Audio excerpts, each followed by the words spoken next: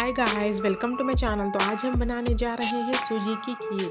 इसके लिए सबसे पहले हम थोड़ी सी करीब 50 ग्राम्स ऑफ सूजी को 3 टेबलस्पून ऑफ घी में अच्छे से भून के साइड में रख लेंगे। इसके बाद हम यहाँ ले लेंगे 1 लीटर ऑफ दूध और इसे भी अच्छे से बॉईल आकर कुछ आधा होने तक पका लेंगे। इसे अच्छे से चला लेंगे। इसके बाद हम इसमें ऐड करेंगे स्वाद के अनुसार चीनी।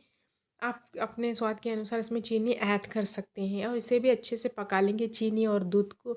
इसके बाद हम ऐड करेंगे करीब 100 ग्राम्स ऑफ खोया और इसे भी अच्छे से इस दूध और चीनी के मिक्सचर में अच्छे से मिक्स कर लेंगे। इसके बाद हम ऐड करेंगे भुनी हुई सूजी और इसे भी अच्छे से चला लेंगे यहाँ पे, ताकि अच्छे से सूजी भी इसमें पक जाए दूध और खोए के मिक्सचर में।